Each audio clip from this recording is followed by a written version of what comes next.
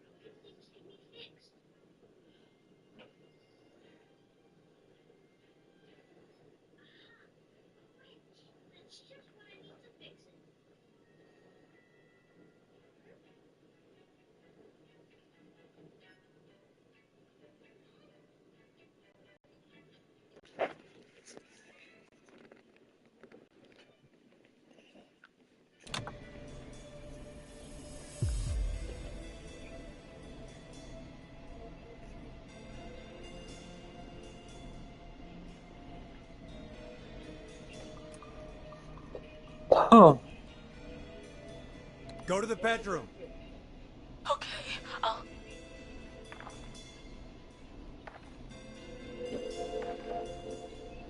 He's here. He's here. He's gonna kill me.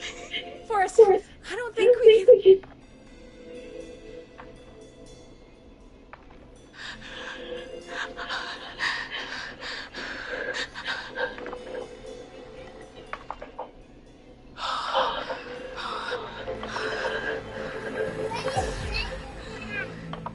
You like this one?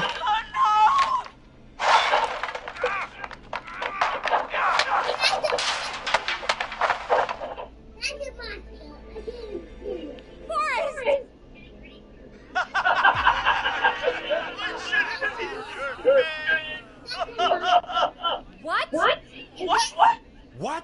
Are you kidding me? Okay, what the hell is going on here?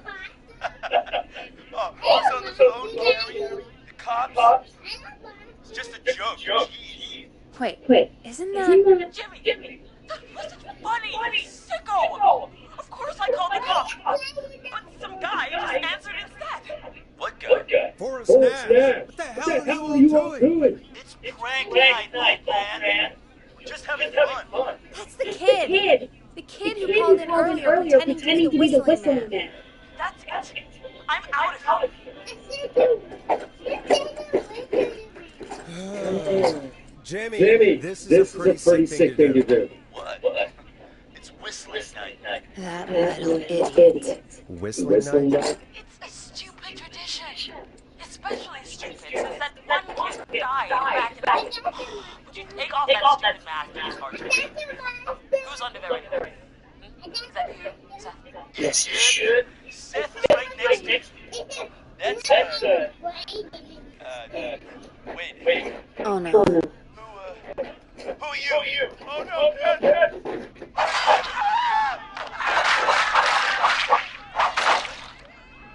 Everyone, get inside! Everyone, run! Scott, Heather, you better take it back. As long as he's out there and we're safe, right? You bought time, but not much. Forrest, we have to... Heather, I already called the cops. Forrest picked up. He's the best we're gonna get. Who is with you, Carrie? Friends, Killer game. old murder house and... Yeah. Of course. Let's watch. It's scary. Who's got the keys? Jimmy had them.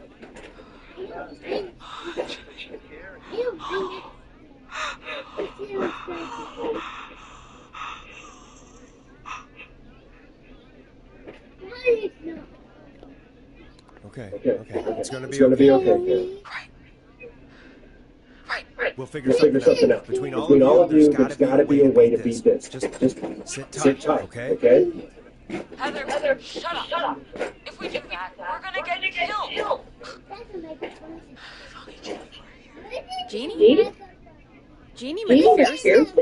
Our intern Jeannie? Yes. She's my best friend and the smartest one out Yeah. of all of us, she stayed in. Watch it. It's scary. Fourth, listen. We'll see what we can come up with, and, what? Scott, you're not any good at it. And, no, Chad. Out of all of us, you're not the one to... Everything okay? No. Just a killer. We're figuring out a plan, but everyone's volunteering to do things. They're just bad. I think we can figure out what to do, but I don't think we can agree on who should do what. I think you'll have to be the tiebreaker, or else these idiots are going to get us killed. But I Shut up! Boris, I'm calling you. don't know anything about your friends. These damn kids never learn. Are you okay? They do this kind of thing every year for us. People get hurt. All right, folks. We're gonna work out a way to take care of your friends. This next one goes out to all the crap kids out there.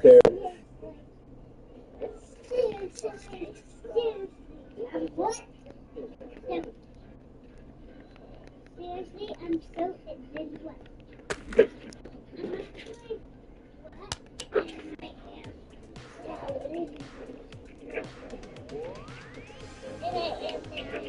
Peggy, you mentioned something about the friend working here? An intern? Yeah, Jeannie. Seems a nice enough girl, but a bit head in the clouds, you know.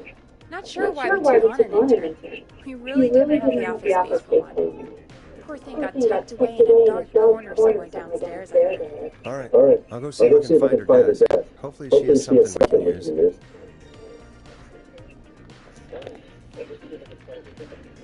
Peggy said her desk is downstairs. Hey, you find anything that'll help us out?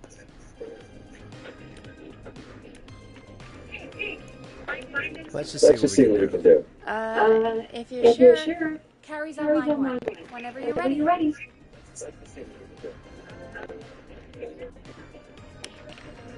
When you're ready, shut the music off. This is Forrest Nash, back again with an unlucky caller on this unlucky night. Carrie, are you there? Yes, we've got a plan, but we can't agree on who should do what. You want me to be the tiebreaker? Exactly. I'm ready. What's the first step? Okay, first things first. We'll need a spotter. Someone who can keep an eye on the killer. We'll need someone on the roof. It's gonna be a hard climb. We're deciding between Heather, Kyle, and Hot David. Heather's got this. Yes, Heather. He picked you. Now please, stop talking about all your cheerleading trophies. Part 2. The Whistling Man padlocked the gate back to the road. Before we drive out of here, we need someone to pick the lock. Seth, Jennifer, and Scott all want to do it. Jennifer. Jesus, Jennifer, you carry a bump key? Why didn't you say so earlier? Anyway, that brings us to part 3. Getting the big keys. I'll volunteer for this. I don't know Jimmy as well as you guys, so it'll probably be easier that way. That is part 4. This is a very detailed plan. I'm impressed. Yeah, it's weirdly easy to think when you're about to die. You're doing great. What's the next part? Part 4, we need someone to lead the Whistling Man away. We need a fast one. For this one, we're trying to decide between... Who was it again? Hot David, Cynthia, and Scott. Hot David. Yeah, you spent a lot of time on that checklist. You got this, Hot David. Sweet. Okay, let's recap. We get the eyes on the roof. A runner distracts the killer while we grab the van keys and leave the lock. Yeah. Now the tricky part. The getting. Ooh, what's the plan there? Well, we can't all run the Whistling Man. Yeah. He's gonna kill them. So, let's use that against him. Part 5, we trick the killer into a trap. Someone can pretend to be injured. Who would be the most believable lead? Who you got? We got Lisa, Tammy, and Cynthia. Lisa. You're right, Lisa. Having to smile at new customers is perfect practice. That should take care of the killer. And then it's time to get out of here. Finally, part 6. We need someone who can drive us through the woods and back to Gillis Creek. Who's on the driver? Should it be? Who have we got? Chad, Scott, Cynthia, whatever. Forrest, you know what to do. Chad. Oh, perfect. Your go-karting experience? Great. Thanks, Forrest. We'll just stay with your seconds for ourselves. Go to. Sounds good. Talk to you in a sec. Good luck, Carrie. That actually sounded like a pretty good plan. Yeah, I think they're screwed. Well, let's hope you're wrong.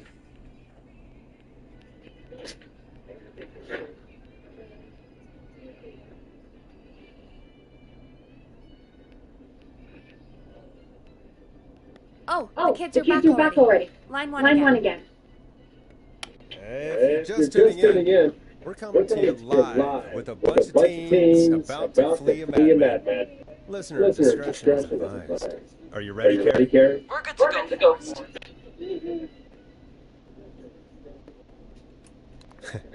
Don't die, okay? You got this. Here we go, everyone. Spotter, to the roof. Go, Heather. She's off and away. All right, Renner. Get ready. Wait for the spotter's signal. Spotter says go. Wait.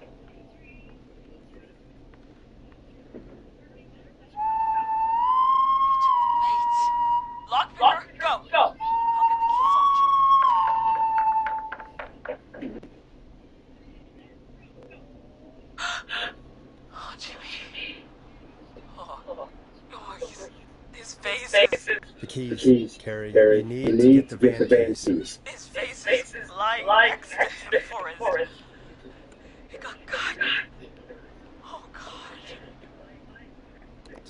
Focus. Breathe. Right. The van keys.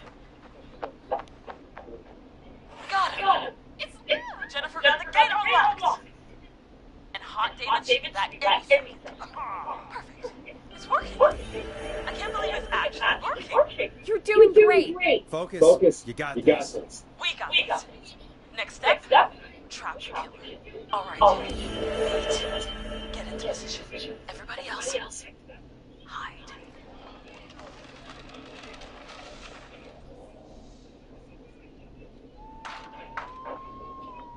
Okay, performer.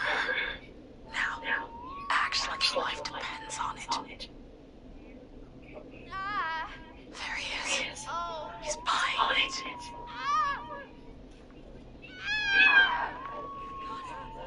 Now! Push the bookshelf over!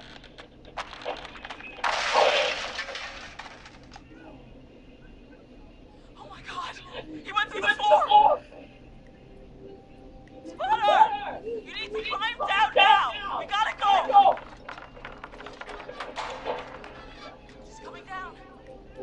Yes! Heather! Quick, everyone to the van! Driver, take the keys!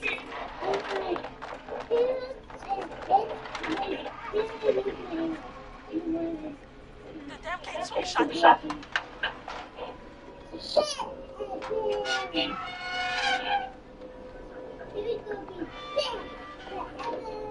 What? It won't stay open. I'll hold it. You drive through. Carrie! What was that? Whistling man. Try! Now!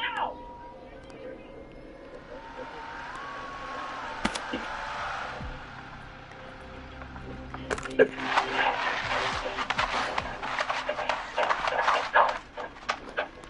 me go! Go! Just try! Oh my God. Please, no!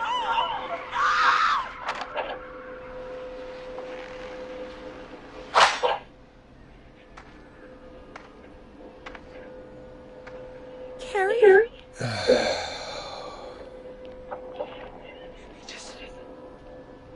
He just stared at me. Carrie?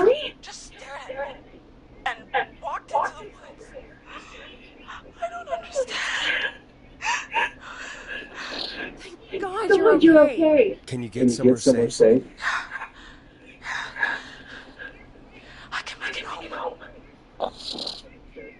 Thank you for helping. If you hadn't died, It was your plan, Carrie, and it was a great plan. It was really all you, Carrie. still, I need to get home. Breathe, Carrie. You're okay now. I'll call you when I'm somewhere safe. Talk to you. Oh, that was a lot. Our thoughts go out to Jimmy's parents in this awful time. For any kids listening in, please stay inside and stay safe. And parents, hug your kids extra tight tonight. Here's a song for the girl walking home in the dark.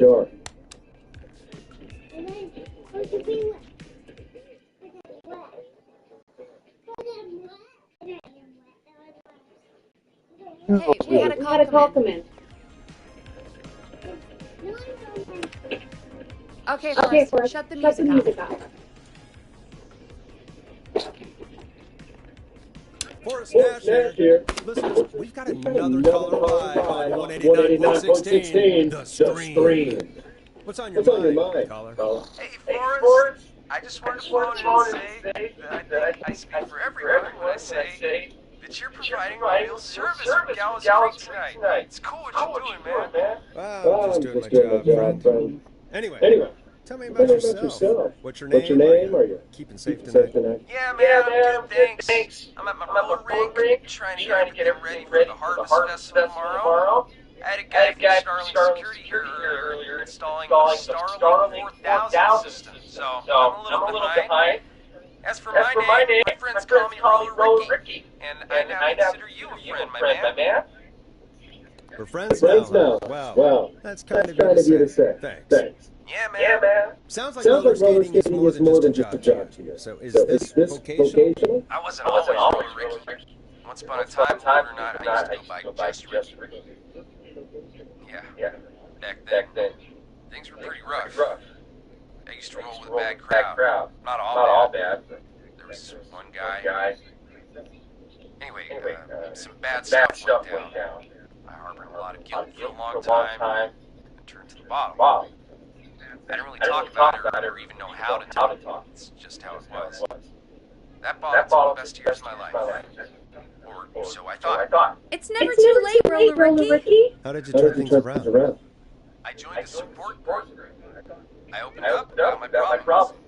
Sharing that burden just took so much weight off. It's a long story from there, but I found roller disco. I learned how to have fun again, cutting loose and making shapes. Now whenever I get down. I'm finally free from it all, man. It's important just to talk to somebody. That's the first step. Ain't that right, Max? Aw, hello, Max. Welcome to the show, Max. Max is my emotional support dog. He's a rescue dog, but I always say he's the one that rescued me.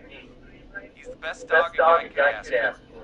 Of course, the first thing I did was teach him how to skate. He's better than me now, a real pro. Max can skate. Yeah, man.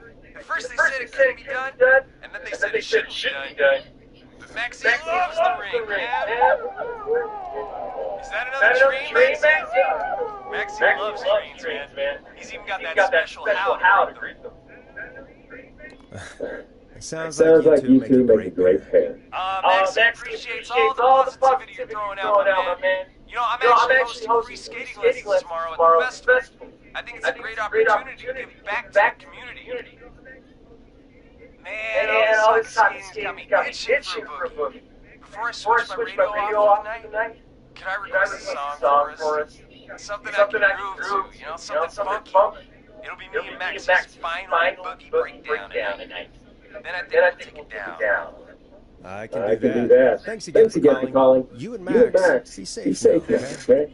Bye, Maxie. Got it, man. Peace. Well, folks, this next one goes out to Roller Ricky and Max. Enjoy.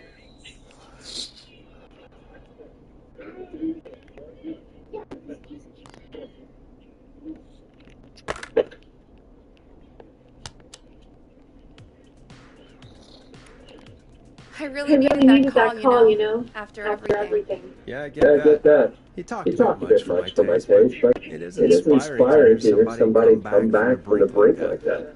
Yeah, that's what I meant. You were thinking about Max on skates, weren't you? Well, would you look at that? Another caller on the line. What are the odds? Better take it.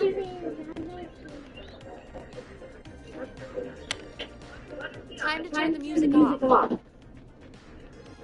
Welcome back to 189.16, The Screen. This is Forrest Nash.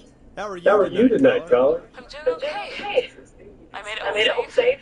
Gary! Hey, I just wanted to thank you for doing what you could earlier. Even though we lost Jimmy. I don't know. Hey, it's okay. You were so brave earlier. You're safe now. I wanted to ask you why he did Why? Why what, Carrie? Why did he spare? After what he did. Why let me go? What he did.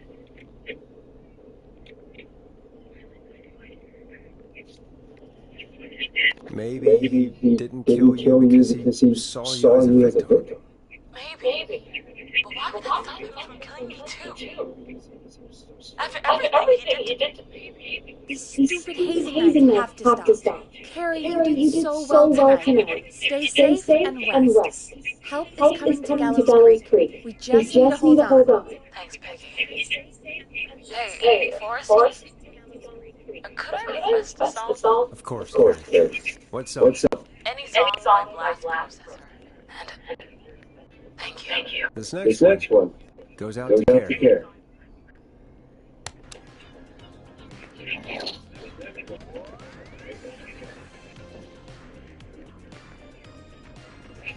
What Carrie just said has really got me thinking. About what? The whistling man left her alone. Why? There must be a reason. When it comes to masked whistling killers, I don't think a reason is a key part of the process. Well, it's something to consider. I need to take a break. If you want to stretch your legs, now's the time. Just hit the Peggy button when you want to get back on air. Let's get going, Peggy. Alrighty, we could run another segment or scratch that for us. We have a caller. You're through to 189.16, The Screen. What's your emergency? Hello again, Forrest. Oh, that call with the teens was awful. Those poor kids. I'm glad that get hurt. Thanks for your concern. Are you in trouble? What's on your mind? I wanted to ask you again to play my song, Forrest. You said you were going to play it, but you didn't. Your name was Dawn, right? What, Peggy? Yes. Oh, remembered. My name is Dawn, and I wanted to ask you again to play my tune for us. Long Ride Home. You know, the one that Peggy said she threw outside the window? I'll play a track for you, Dawn, but maybe pick another one. We don't exactly have that one in rotation right now. No, Forrest. You do have it. It's just outside the window. There's a serial killer on the loose. I can't just go outside hunting for a record. I'm really sorry, Dawn, but we just can't get it right now. But wasn't the whistling man just in the old murder house that's miles from the station? To get a second to crap it? Nope, I'm sorry, Dawn. I'm just not going out there. Oh, but I think you will. Forrest? Peggy, I'm calling with more than a request. I know something. I think I know who's going to be next. What? Are you serious? Play my song, Forrest, and you'll find out. Well, folks, here's some music for you while I think things over.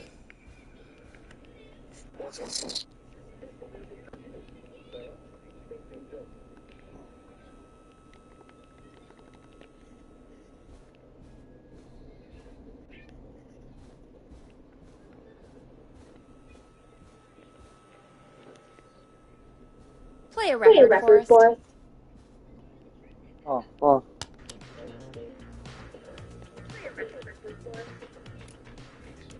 Time to go on the journey that is Blast Processor with their hit song 1980X.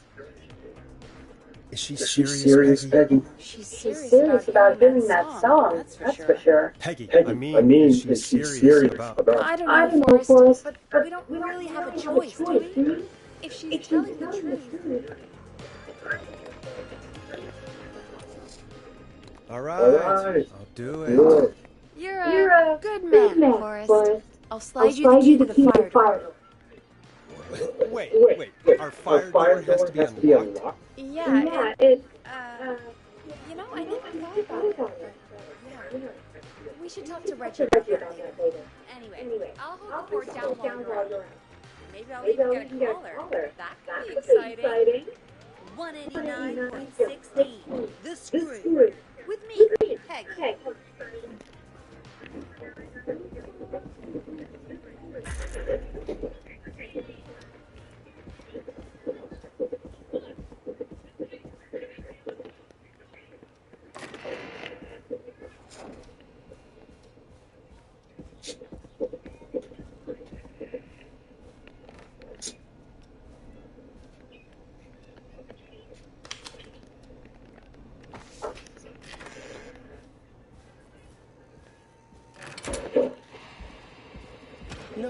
I hope she'll be happy when I'm brutally murdered by the whistling man. Out here, in the open, alone.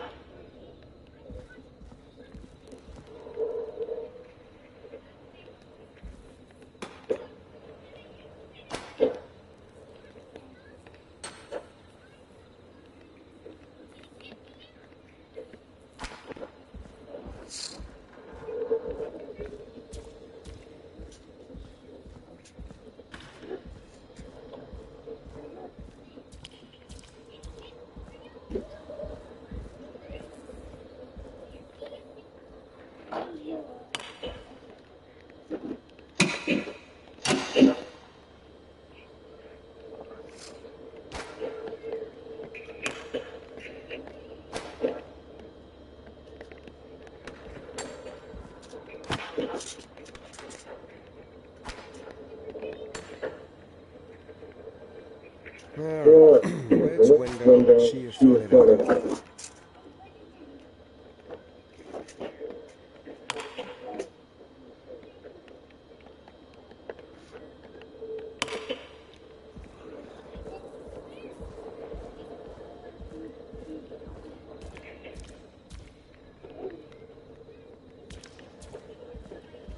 Sure.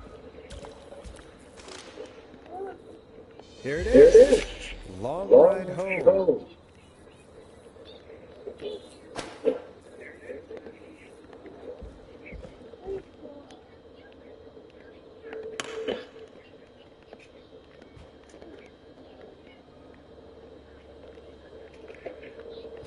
Bingo!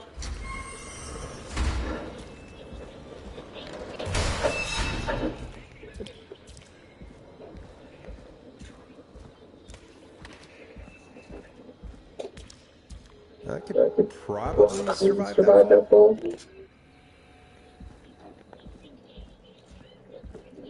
Looks like the janitor's closet. What did Peggy say his name was? Clyde?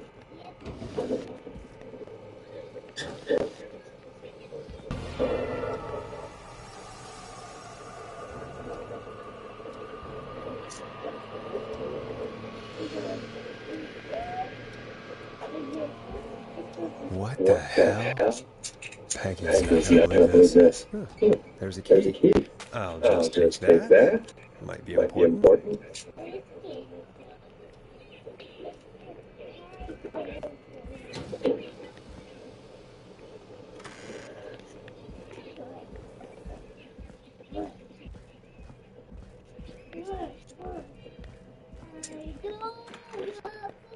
I wonder how the show's going.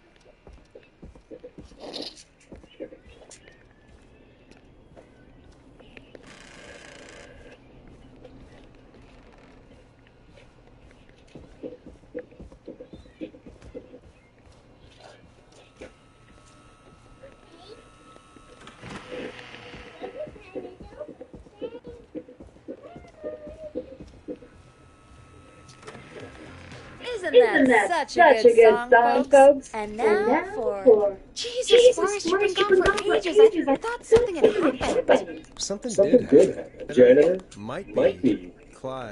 Because the basement's creepy as hell, and I don't like standing around down there. Fair. All right, let's run through this again. We have a creepy board you found in a creepy basement made by our creepy janitor, who you think is the creepy whistling man. Yep. And on the creepy board are the names Chuck Brody, Kim Walker, Rebecca Allen, and Ann Williams. Correct. And you think one of these people will be the whistling man's Clive's next target. That's right. And we've got to find them. You said there were 4 locations listed there too. The hospital, the power station, the gas station, and the trailer park. Clive must think the target is one of those locations. Forrest, you're going to have to figure out if any of the potential targets are at one of these locations tonight. Hit the button if you need any help. How's it going? I'm ready. Peggy. Are you sure? We've only got one shot at this. I'm sure. Let's do this. Okay. Name first. Who do you think the target is? Chuck Brody. And where will I find them? The gas station. Okay, I'm dialing. One moment.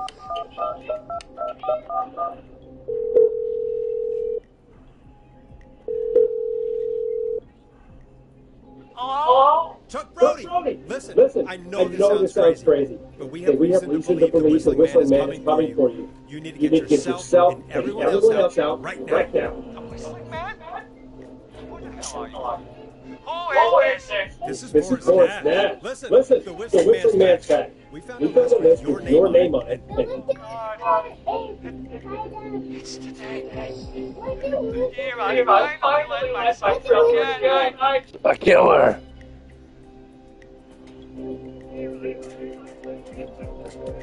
Quit talking and run! I think he ran off. Well, fingers crossed that Chuck... Jeez! It sounds like something blew up. He's using bombs now? Is Chuck? I don't know. Hang on. We're getting a call. Hello? Chuck? Forrest! The whole goddamn gas station's gone up.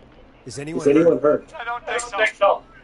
I got everyone to follow me out. Town's only ambulance was blown to hell, though. Yeah.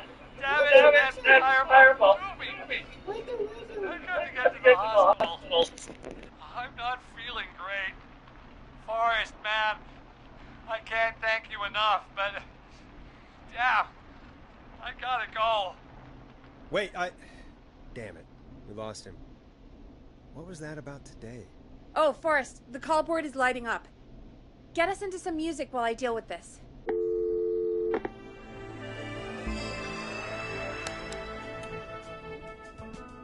Here's some music while we regroup here on KFAM 189.16, The Stream. 189.16, Scream.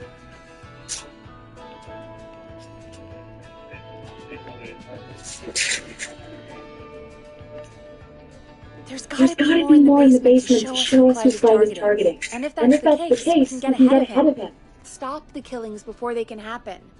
Forrest, we need to go back down. By we, you mean me, right? Yep. Like I said, I need to handle all these calls. Maybe start with that creepy mannequin room you mentioned before. I still have a lot of questions about those, by the way. Me too.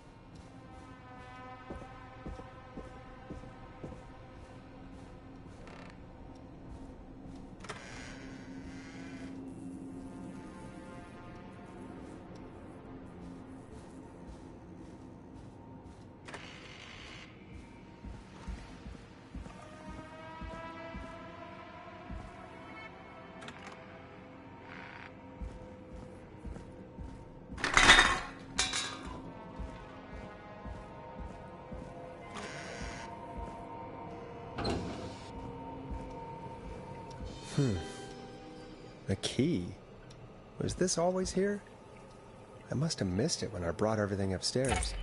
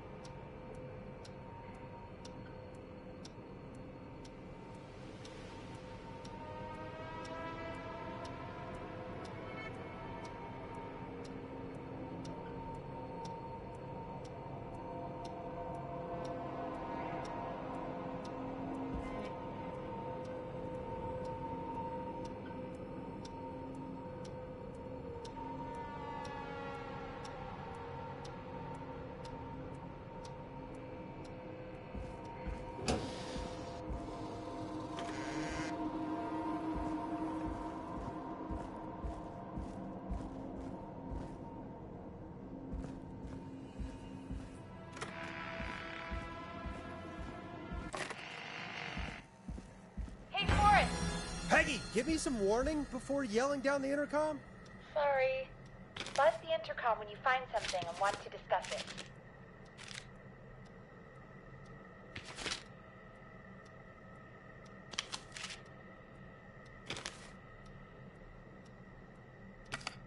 Peggy, I've found a tape and a map down here.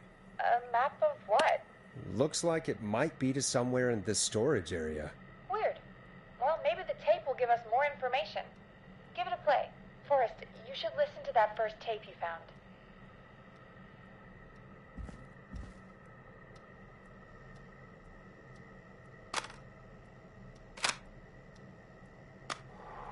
George Barrow. 1968. That's when this all began for me. Follow the maps. Find the tapes. I'll be waiting. Wait, George Barrow? We all heard that he drowned after a night out drinking. Was it actually Clive? Has Clive really been the whistling man for that long? He says I need to follow the maps and find the tapes. I guess that's what this map is about. I think we need to see what else is hidden down here. Be careful, Forrest. Keep looking. Buzz the intercom when you found something.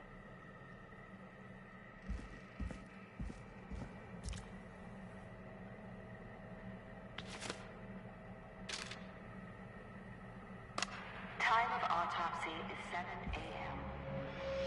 Cause of death. Small lacerations to arms, legs, and face, typically obtained by running through foliage. Severe blistering to the feet, as though the deceased had been running without stopping.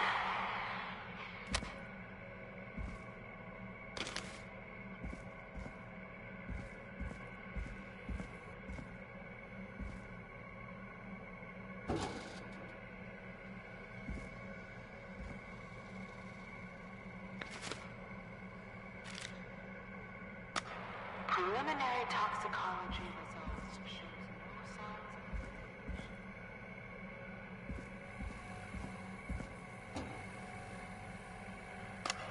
of. Additionally, there appears to be a post-mortem injury to the arm. It looks like it was trapped in a car door.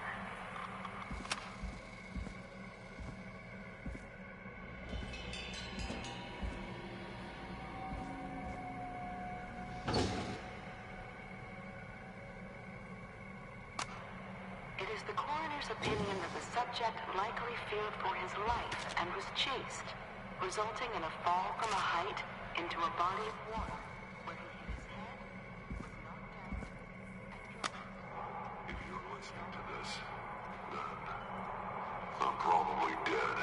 What the? I'm a man who likes to stay informed. I've got subscriptions to newspapers all over the country. A few weeks ago, I noticed headlines cropping up in those papers, one after the other.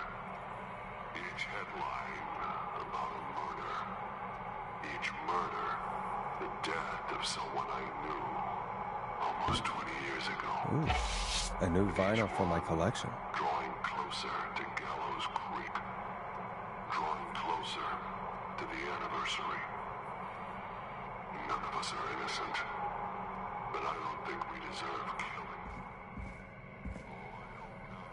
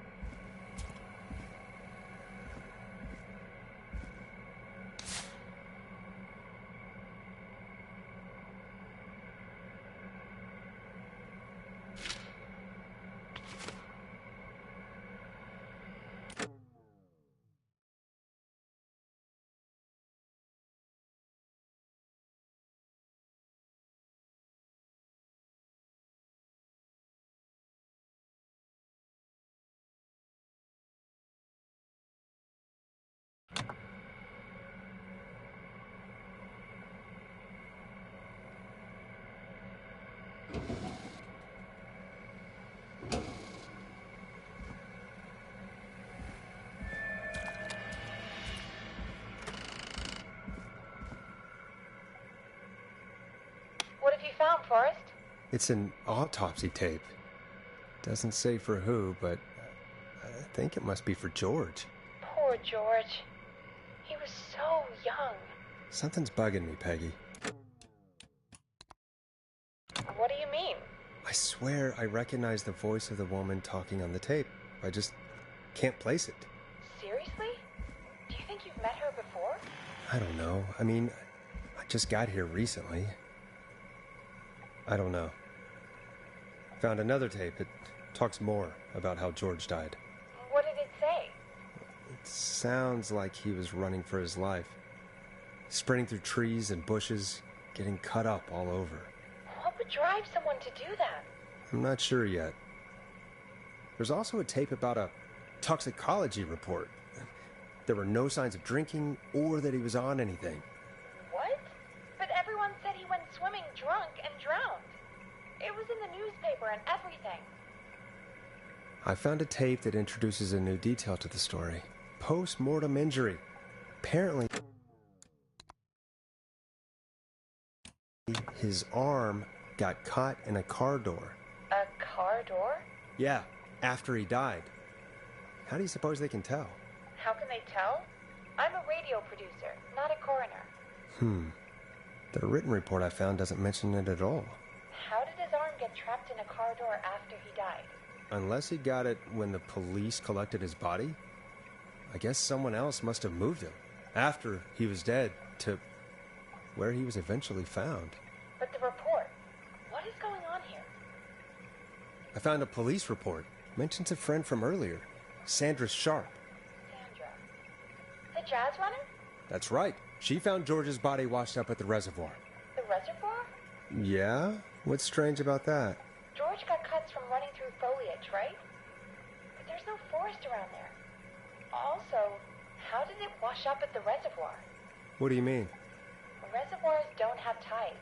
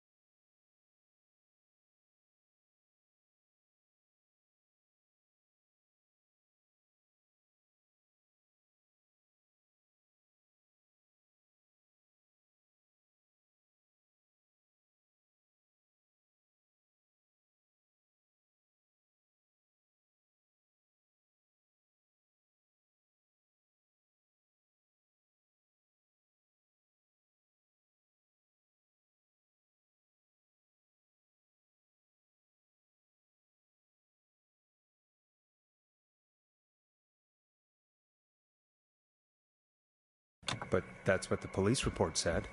It's not possible, though. I did a school project on reservoirs and got an A. But, yeah, not important right now. The important thing is that it doesn't make sense. What are you suggesting, then? That the body was originally found somewhere other than what the report suggests? That the sheriff tried to cover it up, but accidentally let something slip? Something like that. I think. Well, Sheriff Matthews wrote the report. If he hadn't been eviscerated, we could have asked him. True. But Sandra is still alive? Once we're done down here, we should give her a call. In another tape, the coroner comes to the same conclusion as I did. George was running from something. Maybe an animal? Maybe, but then there's this next bit, where the coroner thinks he was moved post-death. So she agrees with us. At the end of the tape, someone burst in and demanded the doctor, Dr. Sullivan, to stop recording. Dr. Sullivan? Wait, Virginia Sullivan? She was her caller from earlier. Well, then our caller was involved in a conspiracy around this boy's death. We need to call her back once we finish down here. It looks like she might know something about what's going on. I think I found Clive's last recording. I think Clive might be gone. Gone? I found a confession. Sorry, I had to pause the game there. Someone rung the doorbell For playing at my house. covering up George's death. He left this behind in case he died. He hoped someone would find it. Do you think the Whistling Man already got him? Possibly. We've had a lot of callers tonight, but maybe not every victim. Also, if you pause the game, every time you pause the game, it'll help you towards that speedrun trophies, so it doesn't count towards it. That's dark. I know, but Clive said he had read about other murders in other towns, and that the murders were all folks who knew about the incident. And the killings were getting closer to Gallows Creek. He said he wanted to do something good for once. The board in his office. He wasn't tracking people down to kill them. He was tracking them down to save them. Why didn't he just come out with all of this? He said his employer threatened his family if he spoke out about any of it. His employer? The one who orchestrated the cover-up? Oh, Clive. I'm sorry for thinking you killed all those people. Do you think you found everything? I think so. Forrest, what's going on here? Someone wanted that boy's death to seem like an accident. And they hired Clive to make it look that way. Come back upstairs when you're ready. We need to figure out our next step.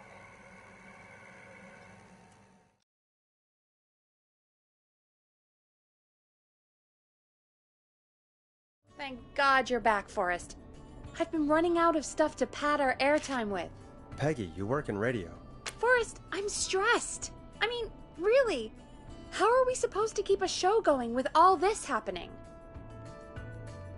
This is our job, Peggy. We gotta do it. You're right. So what's the plan now? I think I noticed earlier while I was playing that my daughter was talking, and I didn't realize the mic was on, so that makes this even the more funny. Shut the music off. I believe that happened.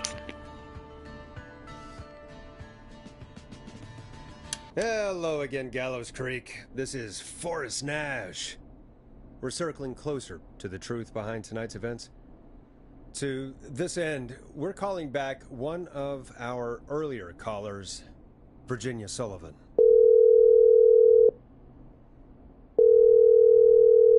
Fredman Plunker here? Who's this? Is it you? Goose.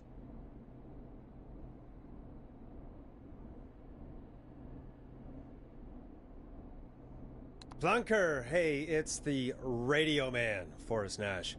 Radio Man? What's up? Solving mysteries, saving lives. The huge.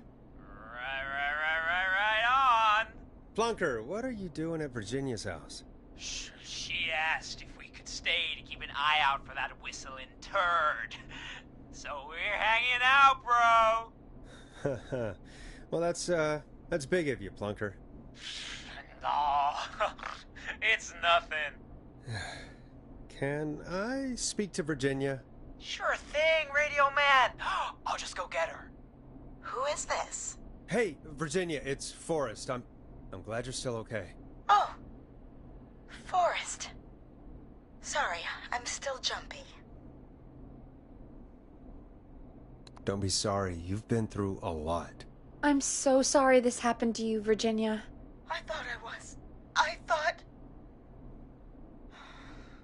Easy. We're not calling to talk about earlier. We're calling because we think you can help us understand why this is happening tonight. Me? What would I know? Well, can you think of any reason why you'd have been targeted? No, I don't think so. All right. When you were attacked earlier, you mentioned a name. Clive. I don't know what I said then. I was petrified, Forrest. Clive's the janitor at our station, and we know you spoke to him in the past. Forrest, please. You don't know what you're doing. He'll come for me.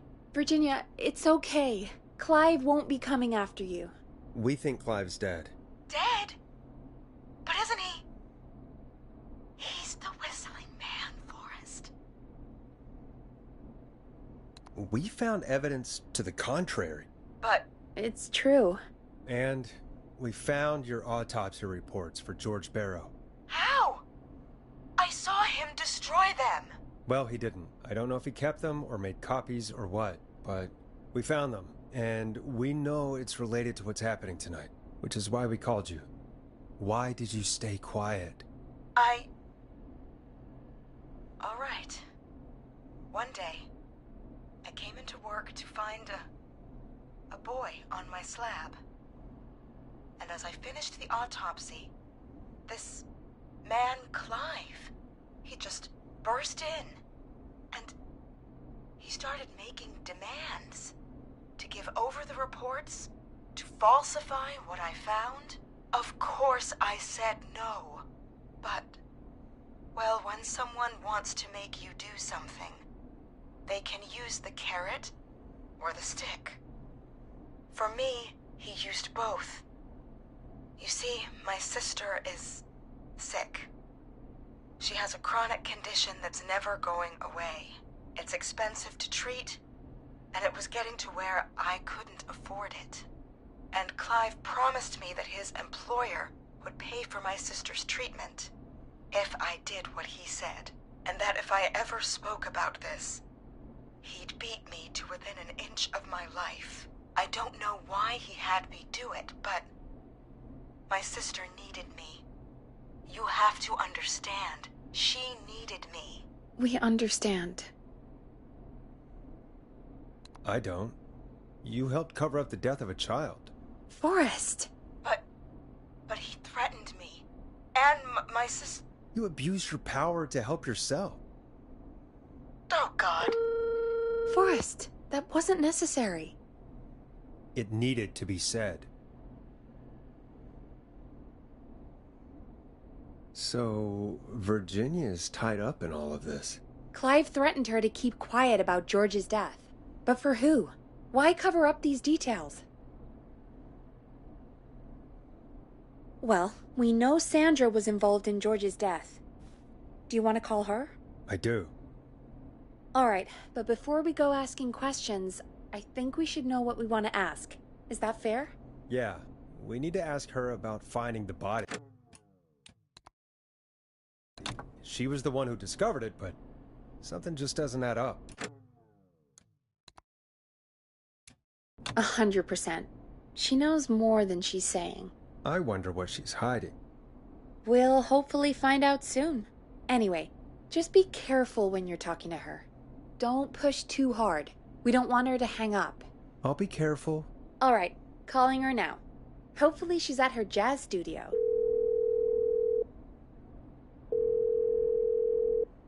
Aha!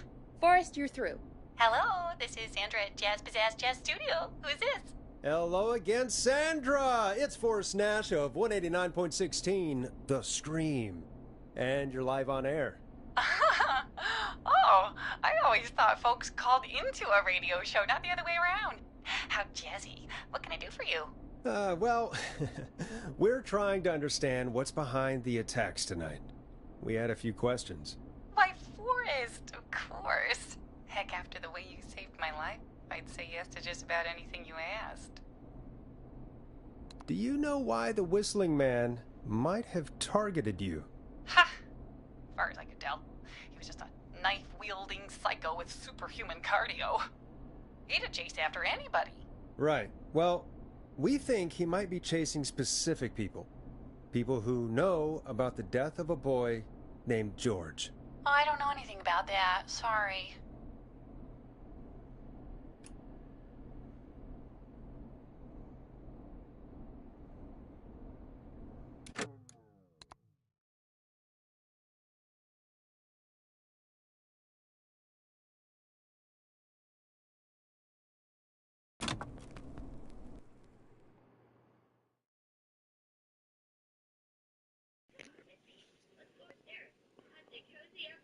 I'm not sure if I picked the wrong option, but I wanted to go back and make sure.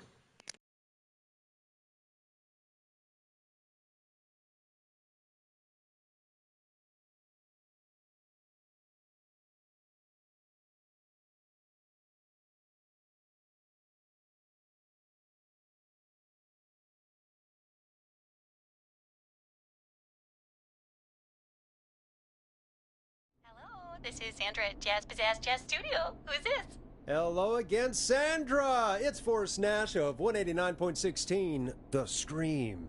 And you're live on air. Oh, I always thought folks called into a radio show, not the other way around. How jazzy. What can I do for you? Well, we're trying to understand what's behind the attacks tonight. We had a few questions. Why, Forrest, of course. Heck, after the way you saved my life, I'd say yes to just about anything you asked. Really? Well, that sounds nice. I might just call you back tomorrow then, too. You got my number. But what about tonight? Is there anything you want to talk about right now? Remember why we called, Forrest? Of course. Do you know why the Whistling Man might have targeted you? Ha! As far as I could tell, he was just a knife. Are you keeping secrets? He'd have chased after anybody. Right. Well, we think he might be chasing specific people. People who know about the death of a boy named George. Oh, I don't know anything about that. Sorry. Have you had to keep quiet about anything? Any secrets you've had to keep? What would I have to keep quiet about? I don't know. I mean, could be that you've seen something or heard something. I never saw anything. Or maybe you're lying about something. It didn't matter. And it was years ago. Sandra, are you okay? It was years ago. We know, Sandra. You do? You know about? Yes. You're going to jail for life, Sandra. This studio is my life. After I found the body in the river, I couldn't lose my studio. Do you understand? Sure. I understand. When the rent just kept going up, he said he'd stop if I just needed to keep quiet. And everything would be okay. Of course. We understand. I mean, it's not like I killed him. What was the harm in saying I found him in the reservoir instead of the river? Right? Right? I'm sorry. I can't do this. And she's gone. I don't think that could have gone any better. You truly did great, Forrest. Well, folks, if anyone out there has any thoughts on what's going on tonight, please call in. That's good timing. We've got a call waiting just this second. Welcome to 189.16 The Scream, with me, your host, Forrest Nash. Hi, Forrest. I know this is really out of the blue with everything happening tonight, but I wondered if you could send a special birthday message to my uncle. You know what? I'd welcome a change of pace. I'd be glad to. Thank you, Forrest. He's my Uncle Ronnie. His first name's Peter, but he never liked his name. But since he always had salt and pepper hair, even as a kid, can you believe it? Folks always called him Pepper. Thanks for the history lesson. Is there anything besides happy birthday you would like to say to Mr. Pepper? Oh my god damn it! Yes! Tell him he can get the best birthday deals and party packages here at Putney's Pizza. Starting at You son of a bitch! Stop calling us! Sorry. Forrest. Damn it, Ponty! We've already got another caller on the line. This is 189.16, The Scream. I'm Forrest Nash. You're on the air, caller.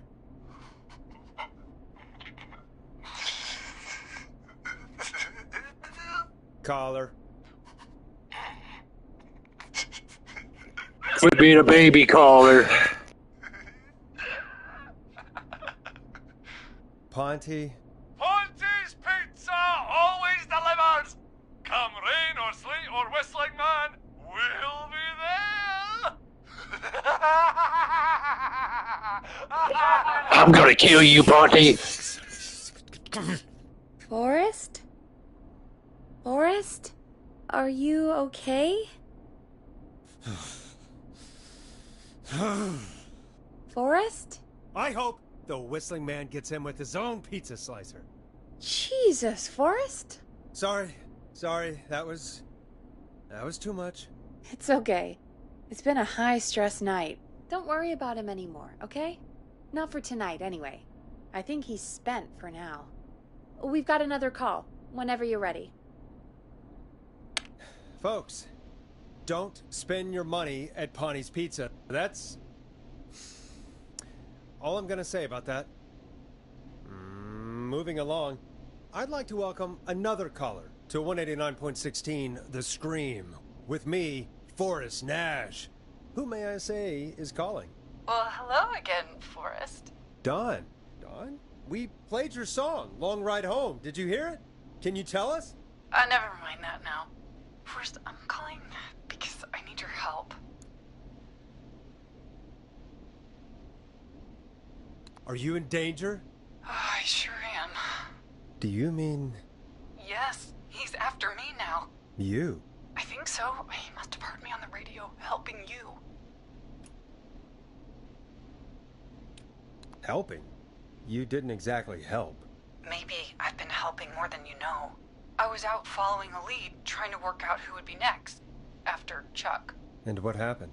And I started to feel like I was being followed.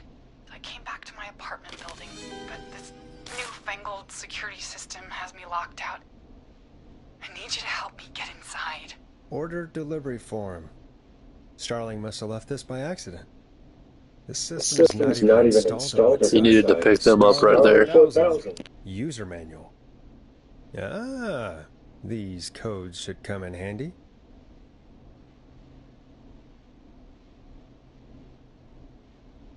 Can a neighbor let you in? I only moved in last week. I don't know anybody yet. There's not even a buzzer here, only the keypad for the entry code. I need that code to get inside. Which apartment block do you live in? Maybe one of our listeners lives there too. It's the New Woodside apartment building between the town hall and the trailer park. But I doubt any of your listeners live there. I don't have many neighbors. Sounds like a prime piece of real estate. Sound really carries at night. We're gonna need to set off the alarm here. The code is 191519. 191519. Sounds like a noisy part of town. It is. Boy, I wish he'd muscle that thing in. Oh. And now he's blasting David Scopo out of his window. Listen, I can't get any... He's coming down the street. I don't think he's seen me yet. Forrest, please. I need your help. I need the code for that security system, or I'm gonna die. What's the name of the security system? There's a sticker on the box. It says Starling Security 4000. There's a keypad, and it looks like it wants a 6-digit number. We'll see what we can do. Thank you, Forrest. Yeah, of course. Don't worry, Don. Thank you, Forrest. I knew I could count on you. I'll sit out of sight. Call me back soon.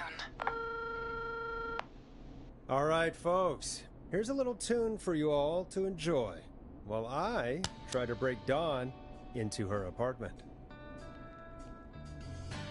You were pretty quiet there, Peggy. Forrest, was it just me? Or was there something? Is there something connected to Peggy? Something was weird about that. Yeah. Well, tell you what. We have a Starling 4000 or whatever here at KFAM. Clive bought one for the station. Maybe we can find something to help. Well, I'm not sure who. But to help someone.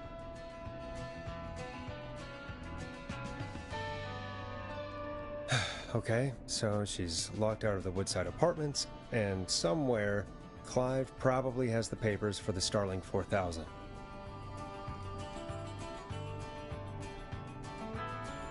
Welcome back, Forrest. Find anything? The Starling 4000 security manual. It's got a bunch of codes. Good. And did you find anything else? I saw a list of everyone else who bought the Starling 4000. Know who was on there? Oh my god. Roller Ricky! Do you think we should give him a call? Is that crazy? I don't know what you'd say, but...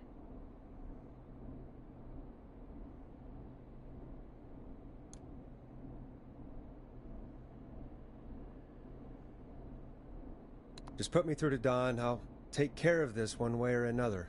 Okay, if you say so. Line 1, whenever you're ready. Don, are you there? This is Forrest Nash from 189.16, The Scream. Oh, thank God you're back. I've been so afraid. What's the code to the gate?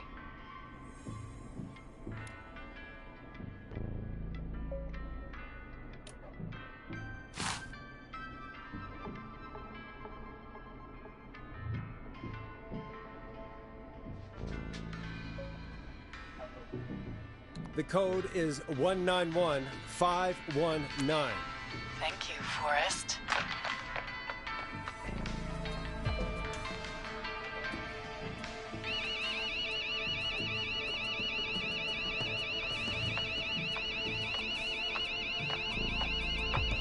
Son of a bitch!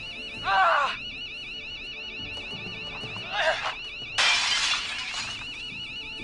Is she?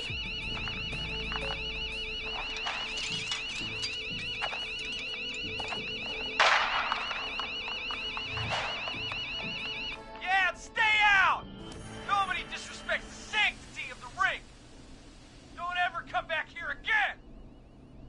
I'm calling the cops! Thank God. Hello? Is someone there? Ricky, get back inside and turn on the radio. Whoever that was, she was trying to break into the ring. She? Forrest, man, you got no idea. That was him! That was the whistling man! The alarm gave me just enough time to get my rifle. I don't like hurting folk, but I can't let anything happen to Maxie. He's my best friend, you know? Listen, man, I'm heading back inside. Gonna barricade that window. My man, thank you. You and Peggy can skate for free whenever you want, forever. That's a done deal. Thanks, Ricky. Can't wait. You got it. Talk to you soon. Okay, Gallows Creek.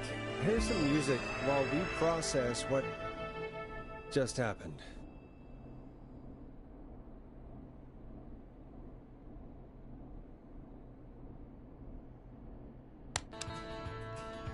So, the whistling man is a woman?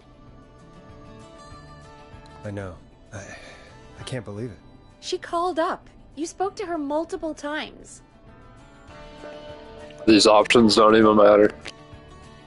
Yeah, she seemed pretty normal. Why do you think she requested that song? To get me outside? Maybe, but how? She didn't know the song was outside to start with. That's right. She never actually attacked me out there. So? What now? I guess I should make an announcement. We do have new info. Okay, kill the music and you can make the announcement. Okay, you're live in 3, 2... Hey folks, this is Forrest Nash here. I hope you're all safely locked inside. For those of you listening to that last call, you might be wondering what to make of it all. Here's our take. We now believe the killer is actually a woman, one who might manipulate you into letting her in before she attacks you. We're neighbors. Look out for each other and stay safe. The killer was calling themselves Dawn. This could be a fake name. If anyone needs help or you have info on the killer, please call in. You folks have my new number, right? It's 911. Hopefully, our next caller can help shed some light on our killer. Hey, we had a call come in. Okay, folks, time to take a call.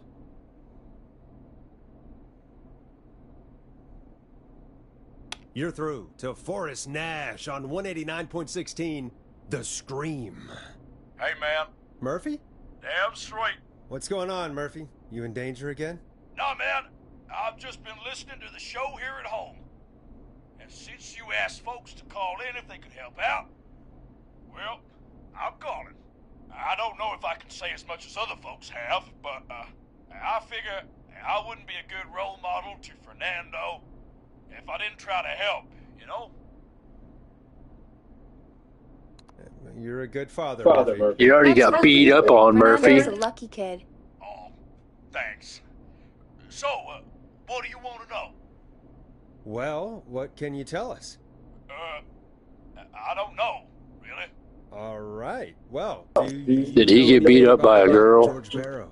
Absolutely nothing. Okay. What about the killer herself? Herself? Man, I didn't get my ass kicked by a lady. The man I went toe-to-toe with was a man. You heard the last call, right, Murphy? Yep. So you know it's a woman, and you were trained by a VHS, Murphy. I know, but... Man, how could it have been a woman under that mask? She was a really big woman. Do you know anything about the history of the Whistling Man? No, sir. Tonight's the first time I ever heard of him. What? I moved here 3 years ago, man. What do you want from me? Nothing. You and I want your life. Right. Sorry I couldn't help y'all more, man. Now, if you'd have asked me about gators... Forrest, we have a call coming in. Sorry, Murphy. I think that's all we've got time for right now. All right. I'll catch y'all with the gator talk later. Night. Well, folks, that was a bust. But perhaps our next caller has more they can tell us. Let's find out. This is Forrest Nash, and you're listening. Please help me. My name is Casey Moore. I'm at 25 Nancy Drive. My best friend's been stabbed. He's bleeding everywhere. I don't know what to do. Please help me. Somebody's been stabbed? Can you tell me what happened? We'd been out at the reservoir. We were heading back to his place when we heard this whistling all of a sudden. He just started freaking out. He screamed at me, told me to hide. I'd never seen him like that, and I just panicked and ran and hid in a bush. Oh no. Forrest. Then what happened? He went up the road and talked to someone. I couldn't really hear or see anything. It sounded like he might have known the person. And they just stabbed I recommend trying to save in multiple spots.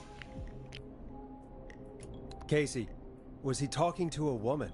I don't know. They had a mask and wore all black. That's all I know.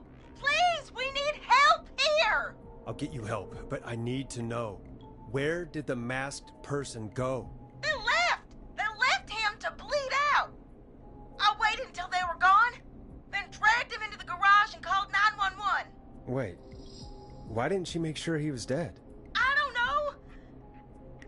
I think I heard them say something like, "It's not so funny now, is it?" before they left, but please, he needs to get to the hospital. I can't drive, so we need an ambulance. Forrest, the ambulance was destroyed in the explosion at the gas station. You should get all the info you can. What's your friend's name, Casey? It's Jason Parker. Can you tell us where Jason was stabbed? They stabbed him in the stomach, and then stabbed him again in his leg when he was on the ground, and it's we'll be right back. Peggy, patch us through to the hospital. On it. Phoning St. Gabriel's now. Switch to line 2. Hello, St. Gabriel's Hospital. How can I help you? Hi, this is Forrest Nash from 189.16. We have a stab victim at 25 Nancy Drive named Jason Parker. He's been stabbed in the stomach and the leg. He's bleeding heavily. Oh God, I'm sorry. The ambulance is... well, you know. I know, but please, we need something, or he's going to die. Forrest, listen, you're going to have to get him here. We need to see him, and we can't get there ourselves right now. We don't have any way to drive him right now. And even if we did, he's bleeding out fast. Alright, listen. We need to buy him time to get here. That means stopping the blood first, and then finding someone to stabilize him. To stabilize him, you really need someone with first aid training. Do either of you have any? No. Me neither. Damn it. I'm really sorry about this, but I have other patients who can't wait. All I can do is talk you through the procedure as quick as I can, and then leave the rest to you. You think you can handle that? We don't really have much choice. Hit me. Okay, from the top. If he's bleeding out, then you need to get him comfortable and try to stem the bleeding. Lay him down. Apply continuous pressure directly to the affected areas. When the bleeding slows, get a clean cloth of some kind and hold it over the wounds. Get them comfortable. Apply pressure. Clean cloths when slowed. Got it, I think. You said he was stabbed, right? If the object he was stabbed with is still in him, don't take it out. It's stopping the worst of the bleeding right now. If anything, you should secure it so it stays where it is. I wouldn't have thought of that. It makes sense, though. God, that was a lot of info. But I think we can handle this. Glad you got it so far, because there's more to go. I'm still with you, Doc. What else do we need to know? If he's lost a lot of blood, he may enter shock. If he does, act fast. If you applied a cloth and it's bleeding through, don't remove it. Just apply another on top of it. If it's safe, elevate his legs to get blood circulating to his vital organs. Try to keep him warm. Get him to rest and reassure him. We need the patient to stay calm. All right, don't replace bandages, elevate his legs, keep him warm and calm. This is a lot. I'm really sorry. That's as much as I can give you right now. Try to stop the bleeding, find someone to get him stabilized, and get him here as quick as you can. Good luck. All right, Forrest. Casey's still on line 1. Hello? Hello? Forrest, are you there? I'm here. How is Jason doing? Badly. He's still bleeding. I need help. I've been putting pressure on his stomach. These options need to be exactly as I'm choosing them to be. I don't know what to do. That's good, Casey. The nurse said to do that. What about the knife in his leg? It's gotta be hell. Should I pull it out? No, don't touch the knife. The bleeding will get worse if you pull it out. Are you sure? I'm sorry. I'm gonna stop making suggestions. No, don't worry, Casey. We're a team here.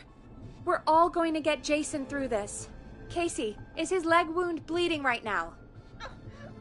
I hate looking at that knife. Yeah. It's bleeding. His stomach is worse, though. I think we need to secure the knife so it doesn't move around.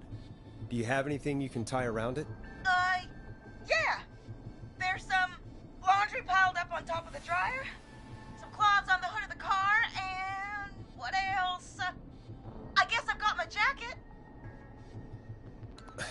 Look in the laundry for something like a towel or a shirt. Hold that over the wound. Okay. Looks like I'm gonna have to buy you some new wipes, Jason. Here we go. I'm sorry, Jason. It's secure. I'm putting pressure on his stomach again. Oh, I'm starting to think we might make it. Forrest, can I have a word? Casey, I'm gonna have a quick word with Peggy. Keep putting that pressure on and let us know when the bleeding is under control. You're doing great. But what if something happens? We'll still be here. Just shout if you need anything, and we'll be there. I promise. Okay. I'll wait. Jason, please be okay.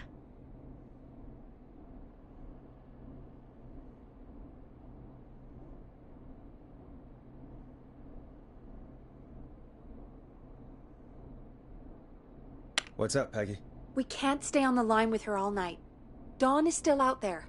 What if other people need us? You're right. She's probably on her way to her next target right now. Exactly. And you heard the nurse. We need someone there with training who can stabilize him. He's got to get to the hospital somehow. Any suggestions, Peggy?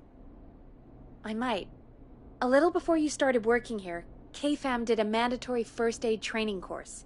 Me and Karen missed it because we were away on a producer getaway. You skipped it, didn't you? Never mind. So, how does KFAM's first aid course help us? Casey said they're at 25 Nancy Drive, right? Yeah? Why? They put up a bunch of cheap houses around there about 10 years ago. So a bunch of people here at the station live around there. Do you think any of them could help Casey and Jason? Probably, but I don't know who lives there. And since I missed the training day, I don't know who knows first aid. Could you call them and ask? I don't know everybody's numbers. I've only ever called Karen. Everybody's personnel info is probably in Reggie's office. Got it. I'll look through their files in Reggie's office. It's a life or death situation. I'm sure they won't mind. Right. But there are a couple of problems with that. Go on. It's sensitive information. So Now the options that you choose don't matter again. Great. Great. Do you have any idea what the combo is? Including the previous one. That one didn't matter either. Reggie's a serial note taker, though. Maybe something in his office will give it away. Right. There is something else. Next, we're going to go downstairs. We got to grab the key from Peggy and then go grab the... Peggy, what the hell are you talking about? Go downstairs. We're going to go to an office. It's down in the bottom. Well, we've been down there before. Where you went outside, there's a door with a man wearing a tie, and it has a 4-digit code on the safe. We need to open as 1107. 1107. Then we insert that to the computer. I imagine it's the same for our personnel files. That's good to know. And our guy is John Hedges. I haven't heard anything from Casey. I'm guessing Jason's okay for now.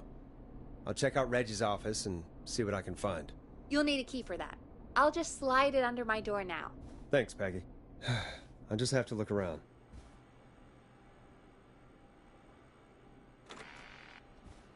Good. I'll patch my mic down to the office, so you'll hear me over the intercom.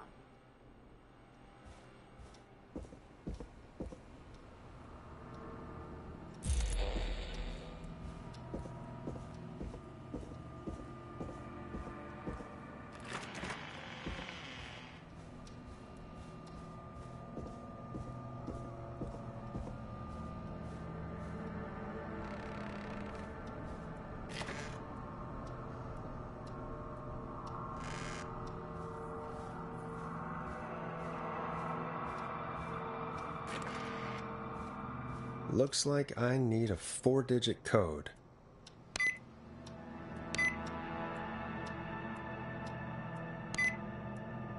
Nice.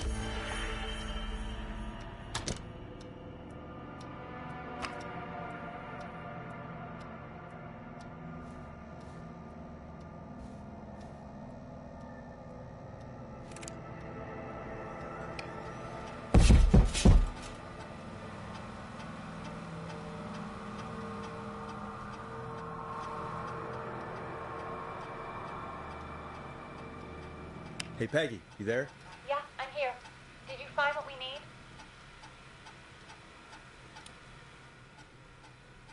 I think I know who our best bet is to help Casey and Jason. All right, good work. Who should I... Hello? Is anybody there? Please pick up. Casey, I'm here. What's wrong?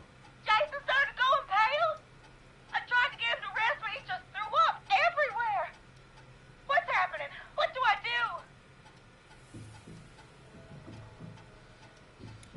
God, it sounds like he's going into shock.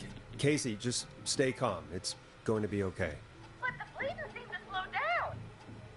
Did I mess up? Jason, I'm sorry. Casey, calm down. You've done everything right. I need you to listen to me, okay? For Jason. What did the nurse say to do about shock? Casey, I need you to elevate Jason's legs. We need to get the blood flowing to his vital organs. Got it. Jason, stay with me. I'm just gonna move you. This might hurt. Okay. I propped his legs up on some boxes. I'm looking at my notes. We need to get Jason as warm and comfortable as possible. Do you have anything you could use nearby, Casey? Yeah. I still have some laundry next to me. I'll wrap him in some blankets. Just give me a second. Sorry. Jason's bleeding through his bandages. Should I get him new ones? Or... Oh, God. Don't remove the bandage. Apply another one on top of it. Do you still have something you can use? I've used the rest of the laundry to keep him warm, so... I'll use my jacket. I can always get a new one. I'll fix his bandage and get him warm. Hold on, please.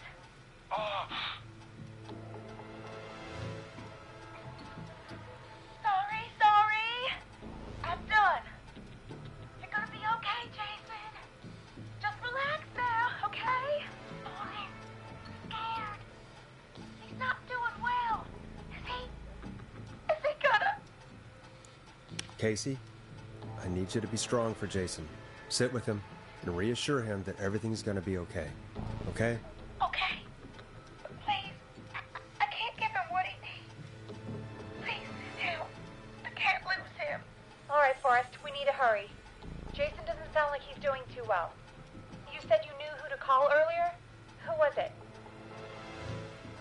We need to call John Hedges. He lives on Nancy Drive. He didn't really participate in the first aid training, but he's a former war medic. He's probably the most trained person we have. Really? I never really spoke to him before. A war medic, huh? Yeah, and according to Reggie's notes, John keeps all of his old equipment at his house. He's something of a hoarder. All right. What's his number? 5420735. Calling now. Let's hope he picks... Who the hell is this calling me at... What time is it? John, it's Forrest Nash here at KFAM. We have an emergency and we need your help. Forrest, if this is a work emergency, then it can wait until the goddamn morning. Just leave me a note like everybody else. A man has been stabbed by the Whistling Man, or... Never mind. He's lost a lot of blood, and he's passed out. We need you to help him. The Whistling Man? What kind of joke is this? John, we're not kidding. A man is gonna die if we don't help him right now. Seriously, I haven't been called on for over 10 years. I'm going to recommend going in here and checking your trophies to make sure you have everything. I'm going to do the same right now and give a little break.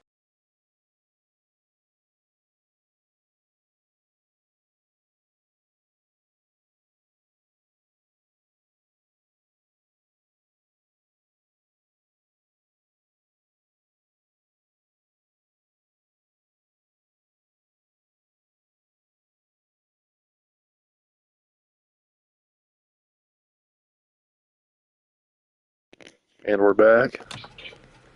Where's the patient? What's his condition? He's at 25 Nancy Drive. I think we got his friend to stem the bleeding, but he's gone into shock. He's passed out right now. You say he was stabbed? Do you know the extent of his injuries? From what we were told, he has 2 major stab wounds. One to the stomach and one to the leg. The knife is still in his leg, and the stomach wound is open. Understood. Let me grab a few supplies and I'll head right over. Damned if he dies on my watch. Thank you, John. We'll let him know you're on your way. Good luck. Hello, Casey. Are you there? How are we doing? Bad. Jason seemed really weak and then just started thrashing.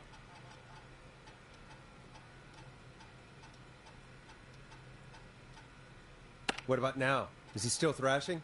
He's passed out. Please tell me you found someone to help. Casey, help is on the way. My colleague will be there soon. You hear that, Jason? Someone is coming. You're gonna be just fine. Just hold on for me, okay? Just hold on. Come on. Hello, Casey. John Hedges. I'm here about Jason. Please let me in. I'm guessing that's Jason there. Maxie, I'm gonna need your help. Forrest, Peggy, don't you two worry. We've got this from here. Okay. Forrest, we'll call you back later. I have to go now. Good luck, everyone. God, I hope he's gonna be all right. And with that, the show moves on. We're sending our best wishes to Jason. Well, after all that excitement, I think we could use some music.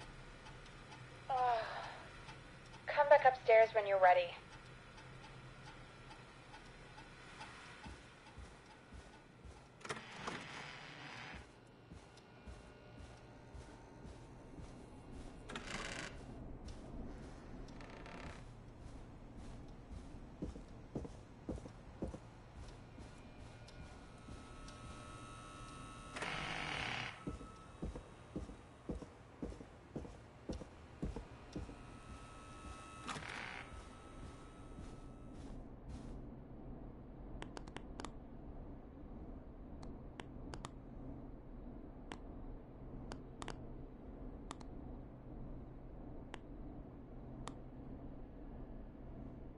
I better put a record on. It's getting pretty late. This might be your last break for the night, so try to enjoy it. Give me a buzz when you want to go back on air. Let's roll. You got it. We've got another call coming through, too.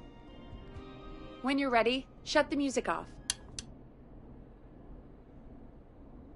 Welcome back to 189.16, The Scream.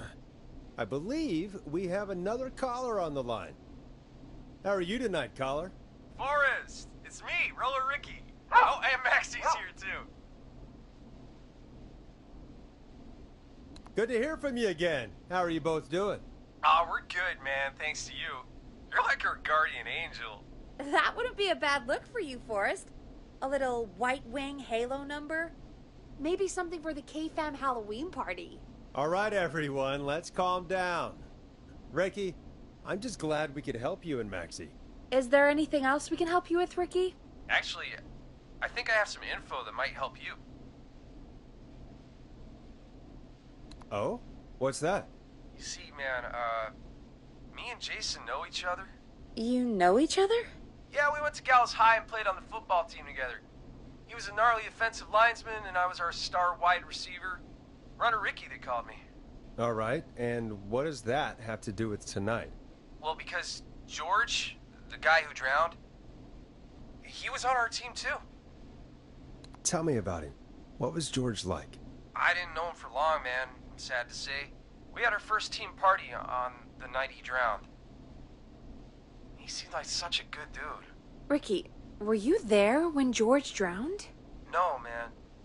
Once the party turned, I beat feet out of there. Man, I remember George and his girl there. There was a whole lot of love, man. I could see it, you know? Ricky, listen, this is very important. I need to know everything about her. I didn't really know her before, or see her after that. I never even got her name, man. I just remember he called her Bean. Then what did she look like? Please, tell us anything you remember.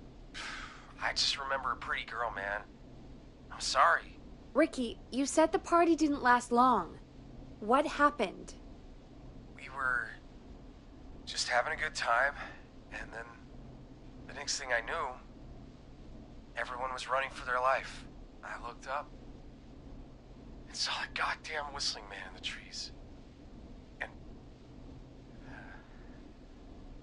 And I never ran so fast in my life. I ran straight home.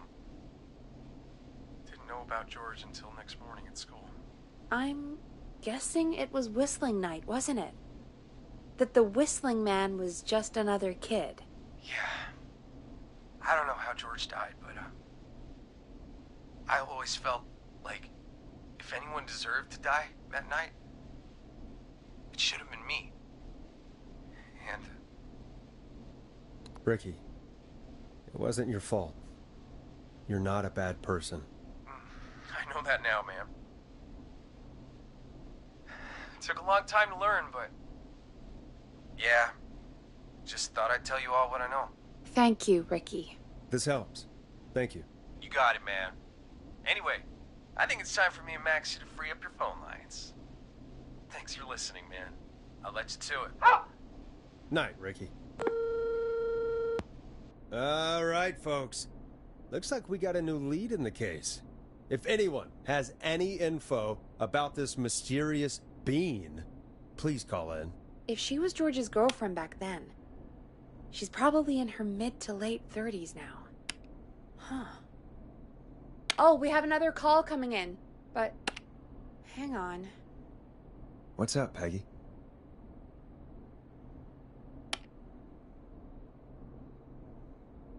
Peggy?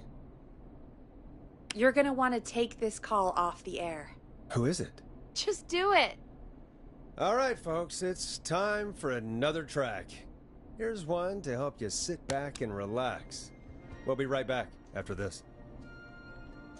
I hope this is good news, Peggy. Who have we got? Find out for yourself on line 1. Hello? Forrest, I'm glad I got back through to you. Sounds like it's been a busy night, huh? Surprise! It's Leslie, our 911 operator, leading the charge from Henderson to come save us. It's so good to hear from you. Are you okay? We're doing okay. Sarah and I are both happy to be headed back home. We're happy to have you too. Wait. Sarah? Oh, I mean Deputy Martinez. Anyway.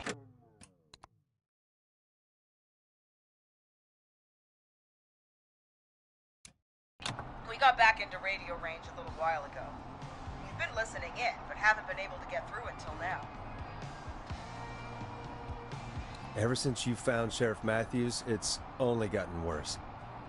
It's been a long night. Well, it shouldn't be too much longer now. I'm glad I got through to you. I wanted to let you all know what's going on. I made it to Henderson. Turns out somebody had cut the phone lines, and they had no idea what was happening. After I told them, well, their sheriff sent a goddamn squad back with me to stop this. That's great news! That's crazy about the phone lines, though. Do you think the Whistling Man cut them? I'm guessing so. I don't know how the Whistling Man did it. But that doesn't matter right now. Listen, we're coming in hot, but we need your help. I know Gallows Creek isn't a big town, but if we don't know where the Whistling Man is, we can't get him. Her. That's where you come in. You can count on us. What do you need? It might be a long shot, but here goes. The Whistling Man already called up a few times. I bet she calls again. We're still a little ways out of town, so if she calls, stall her. Buy as much time as you can for us to get in. And while you're talking to her, try to figure out where she is. We'll be listening in, so once her location is known, we'll head straight there and end this nightmare. I don't know. Is she really just gonna give up her location? I guess we'll find out. Anyway, I'll radio the other cars and tell them the plan is a go. Hopefully the next time I see you, it'll be with our killer behind bars. Take care now. We'll see you soon, Leslie. Oh, thank God. It sounds like this is almost over. We're nearly through this. Best we don't waste any time then. Let's get back on air. You got it. Okay, Forrest, shut the music off. Bringing you back live now. Welcome back to The Scream with me, Forrest Nash. The line is lit up, but before I get to our next caller, I just want to say, things are looking up. It's almost over. But for now, let's bring in our next caller.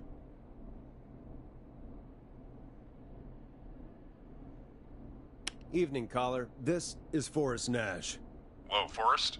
This is John Hedges. I'm here with Casey. I wanted to give you an update on Jason. John! Is he gonna be okay? He's a fighter. He'll be fine. We've got him stabilized and resting in a bed. We're preparing to move him to the hospital. Thank you so much. If you hadn't been there, then... God, I don't even want to think about what would have happened. Of course, Casey. We're just happy he's okay. John, Casey, you two did all the work. Tell Jason to get well soon from us. whenever he's up for it. Well, why don't you tell him yourself? Is this Forrest? The one and only. I hope you're feeling better. It's good to hear you, Jason. How are you? Oh, well, you know. I've got a hole in my stomach, and there's a knife in my leg, but John gave me something to take the edge off. So Oh, I'm not even hurt now. I'm all better. I was just stabbed 50 times, but I'm better. Take it easy until you get to St. Gabriel's. I will. But, before that, I needed to call you. I'm guessing the Whistling Man is still out there? Yep. As far as we know, anyway. I was worried you'd say that. God damn it. Actually, I'm glad you called. I wanted to talk to you about what happened earlier. Go for it. We spoke to Roller Ricky not long after you were attacked. You spoke to Ricky? Is he alright? He is now. I mean, he was attacked earlier, but this call came after. Hey, guys, I'm really sorry, but there's a call on the other line. I just need to make sure we don't have another situation brewing. You fill Jason in on what happened. I'll be right back. Sure, Peggy. Sorry, Jason, where was I? Ah, yep. Ricky's fine. You don't need to worry about him. That's a relief. He told us about George. Sounds like everything's finally coming out now. It's been tough to hold it all in. Sounds like you've been holding back about something awful, Jason. I'm part of the reason my best friend is dead, Forrest. And the few who knew about it said if I ever said anything, I'd find myself in jail. For a long time. It was hell. And then the town just moved on. Like he'd never existed. Jason, I don't know how to ask, but did you kill George? No, of course not. But that prank did, so I may as well have. Some of the guys on the football team had an idea for a way we could haze the newcomers. We decided to plan a party in the woods and have the Whistling Man crash it. It was stupid. We each had a role. I was the stabbed friend. At the party that night, I left the group for a second, met our Whistling Man, pretended to get stabbed in front of everyone. Started an almighty panic, those screams. That was the last time I saw or heard George alive. How did George die, Jason? I don't know. I was playing dead. But when I heard her scream... Ricky mentioned a girl named Bean. Jason just got stabbed 50 times, but he's fine now. He can talk and everything. Didn't even go to the hospital. Guess George did call her that. Yeah. He called her Bean. I heard her again tonight, Forrest. Her name was... What? What happened? Are we still on air? No, we're not. Seems like the power is completely gone. How do we get it back on? I don't, we can use the emergency generator down in the basement. Reggie picked it up a while ago in case we ever needed to do an emergency broadcast. An emergency broadcast? Emergency? You know, nuclear war, alien attack, broadcasting a serial killer's location to the cops so we can end this nightmare. Fair point! It's in the storage area, in the far back corner, up on the wall. You might have spotted it earlier when you were digging around for all those tapes. It'll have a big red button. Just press that. I'll see you when you're back.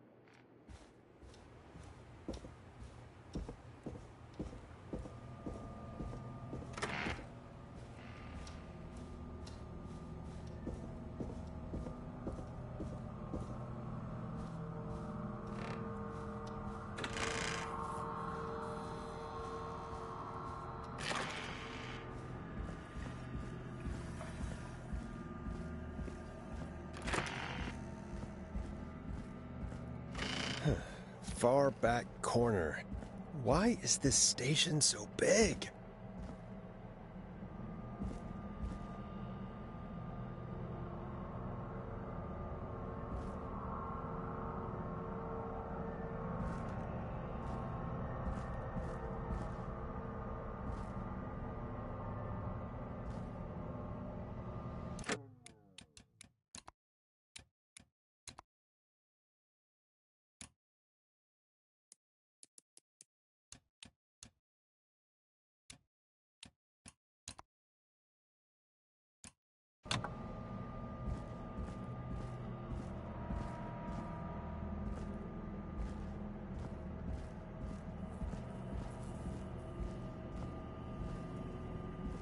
That must be it.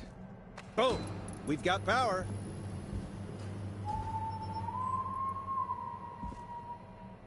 The Whistling Man. I need to warn Peggy.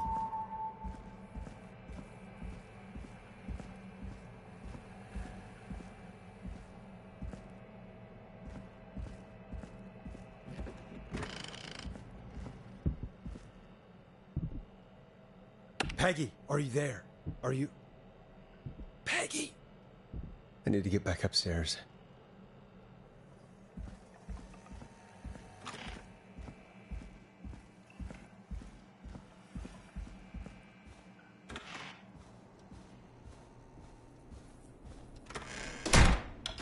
What the hell?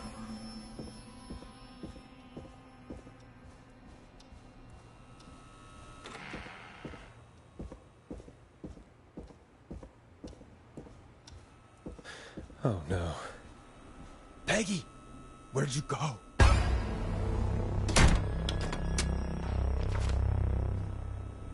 No way.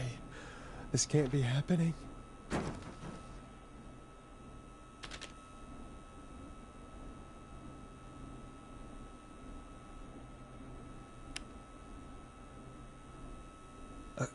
A call.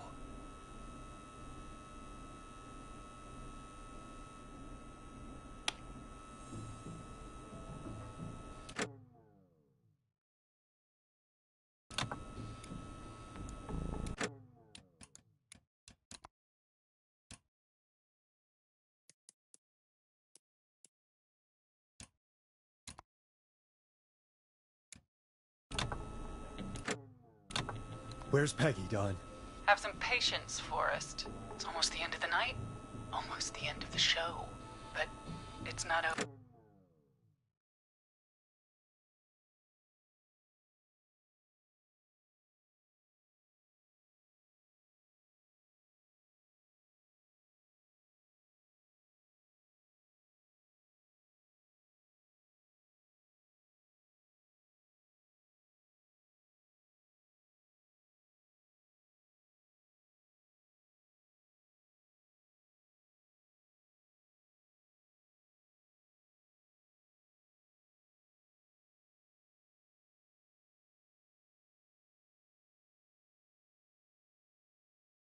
Just yet.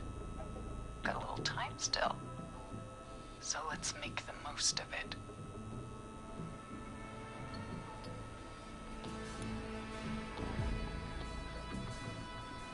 I'd rather not, if that's okay. Oh, Forrest. Huh? I thought we'd end tonight's Whistling Man special with a special guest. The one who started it all. Let me take that out of your mouth and... You crazy bitch! Let me go! Welcome to the air, Mr. Teddy Gallows Jr. Wait. It's all gonna come out tonight, Teddy. Your daddy and his money saved you 20 years ago. But even if you crawl out of his coffin with all the money in the world... Wait, where the hell is Teddy? How are you talking to him if you're here with me? Because I'm not there with you, Forrest. I'm here with Teddy. And if he says where that is, well, he knows he'll get it.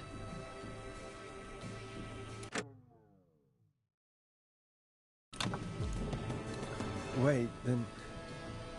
who am I looking at? Forrest Nash, let me introduce you and all.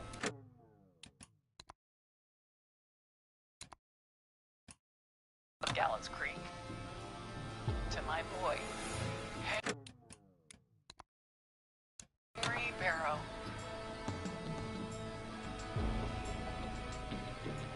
Your son? You mean you... Wait, that he... Yes, Forrest. He and I had a son. So there were 2 whistling men tonight. Of course! That explains how you were always able to get around town so quickly. And that's how you escaped the secret archives in the newspaper office. Don't think I've forgotten about that, Forrest. Locking my sweet boy away like an animal. And Murphy, he was right, wasn't he? He did fight a man. He did. I taught my boy to never run away from a fight. Hang on. Did you say Barrow? That... Are you... Let me just get this mask off. Damn uncomfortable thing. No wonder Mooney went crazy wearing this. There we go. Marie Campbell? George's old girl. Oh. Well, it sure has... Make sure that you picked up this card from over there, because it's necessary for the Tale of Two Sisters trophy. Marie Campbell? So, not Dawn, huh?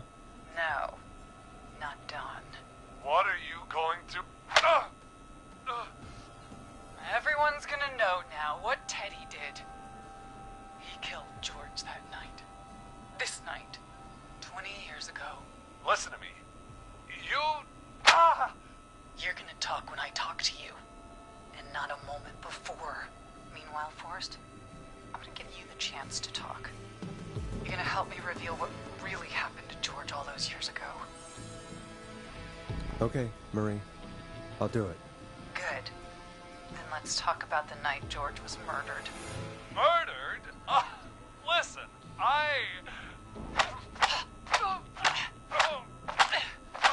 Shut up, Daddy. I said you speak when you're spoken to. Now, I know you've done some good work tonight in piecing together what happened to George 20 years ago. And that's why I want you to interview us. Interview you? Alright, I can do that. Thank you. I want you to help me and Teddy tell the story, Forrest. Do a good job. And hell, you might be the only one to leave here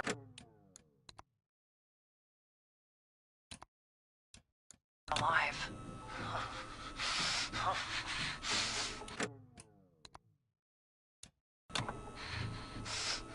I need to drag this out. If I can buy Leslie time to get back to Gallows Creek, and if I can find out where Marie is, then this can end. Teddy, we'll start with you. Just, talk me through what happened that night. How did it start? How would I know? It was 20 years ago.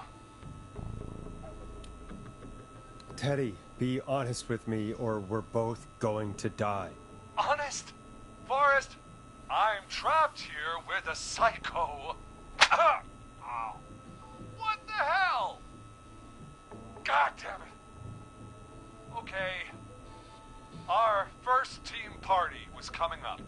And when I saw the date it was scheduled for, I had an idea for a way we could prank the new guys. I understand that kids in Gallows Creek know tonight as Whistling Night. I'm guessing that's what you mean? Well, we didn't have a name for it then. It was just the night that Mooney went missing. But Whistling Night is what they'd call it later. Wait. You mean this was the first Whistling Night? Keep talking, Teddy. We went up near Whistling Point. God, who was there? Me, Jason, and George, of course. But George didn't come alone. He brought Marie. And Roller Ricky, he was there too, wasn't he? Yes, Ricky was there too. Runner Ricky, our wide receiver. I helped him off the bottle, you know. because I'm a decent man. Is that so? Yes, it is. He came apart one day. Some people do. He had some issues. Wasn't stable. I didn't want him to hurt his chances in life, so I helped him keep himself together. You were afraid he would talk about that night, weren't you? Keep talking. About midway through the night, we put the prank into action. We looked up at the trees and saw Jason there, bloody, like he'd just been stabbed. And the whistling man, screaming. George and I and Ricky, we got left behind. But Ricky was in on it too. I know he was. He and Teddy were as close as anybody. Teddy must have told him the plan. Did you ask Ricky if he knew or not? I didn't see any reason to. Why? Because Ricky phoned up earlier. He didn't know anything about it, Marie. What? He had no idea what was happening. He said he was as terrified as anybody. Isn't that right, Teddy? You didn't tell him, did you? Ricky never could keep his mouth shut. If we told him, he would have given everything away. But he... well... it doesn't matter. He didn't run his mouth enough to tell anybody about it afterwards. He's still guilty. It was just a stupid prank. How can you still say it was just a prank? Oh, come on! Oh, God damn it! You made George think Jason had been murdered. He thought his best friend was dead. And so tonight you stabbed him for real? It's the role he wanted to play. Jason's still alive, Marie. He was with a friend. We talked her through how to stop the bleeding and got him professional help just in time. Oh. Well, shame he didn't have the good sense to die earlier. He's gonna regret that. Enough about him. Me and George took off running, but somehow we got separated in the woods. I ended up near the bottom of Whistling Point, and when I noticed George wasn't with me, I panicked. And then, I don't know how he snuck up on me, but the whistling man grabs me. I scream, and he starts laughing, telling me it's just a joke. I can stall for time here. How did you feel in that moment? I felt like nothing was real. I felt small and confused, and... Who was under the mask, Marie? Who was the whistling man? It was Chuck. Chuck Brody. Laughing away. But then he stops. And he's looking up. At the top of Whistling Point. What was he looking at? Teddy, what happened next? Nothing. I mean, it was just... Teddy? George fell off Whistling Point. How do you know what happened? I saw it. You pushed him. You were up there. You were dressed as the Whistling Man too, and... I didn't push him, God damn it! I just chased him up there, and he kept backing up. When I saw he was about to go over, I reached out. That's what you saw. You liar! It's not my fault. He didn't know it was a joke. If he'd had any brains, he would have realized. You bitch. No one's going to believe this. After all you did. If she's lying, why the cover-up? My future was at stake, Ash. You know what it's like. People like us are bred for bigger things. I'm going to be the mayor of this town, Forrest. And then governor. And then, who knows? What happened?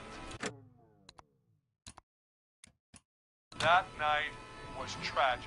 It should never have happened.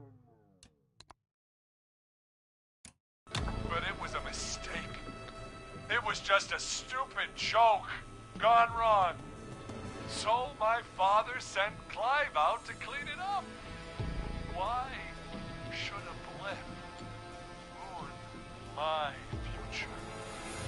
George was a blip?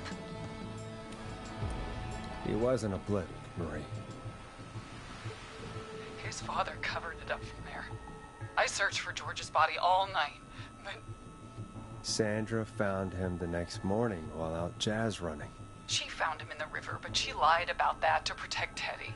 She said something about her rent going up, unless she... Teddy, did your father own Sandra Sharp's dance studio? It's Gallows Creek, not Sharp Creek. I'd answer the question if I were you, Teddy.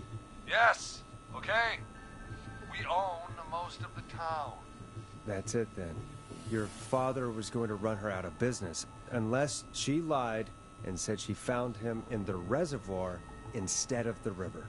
What my father did in his business dealings is nothing to do with me. The false reports. That's why you killed Sheriff Matthews too, isn't it, Maria? Not just to get him out of the way, but... Everyone was in on it, Forrest. Even the coroner wrote a fake report. Said George was drinking. That he just got himself into trouble. And... I saw. I'm sorry. For all it's worth, Virginia didn't have much of a choice. She had a sick sister whose treatments she couldn't afford. She played along with the gallows to save her sister's life. And her own. Even still, she should have told the truth. I did my part. I tried everything I could think of. I even went to the newspaper, but no. That coward killed the story. We'll take care of Maurice Russell later.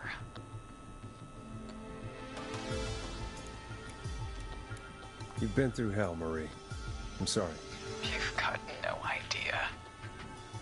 It never should have started. He shouldn't have pushed my George off the cliff. He should have been punished. But it's coming to a stop. At least for now. Here.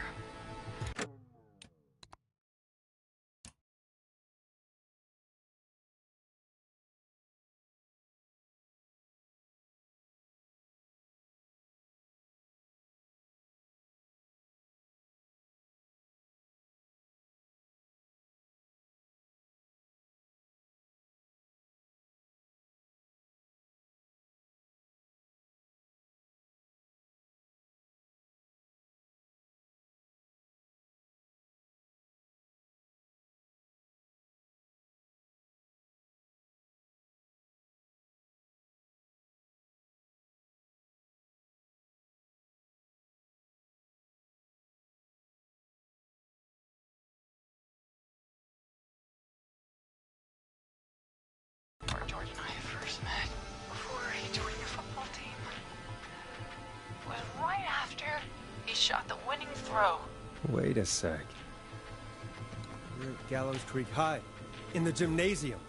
That's right, Forrest. Not that it matters, but yes, we're here. Anyway, I think that about wraps up the interview with Teddy. So...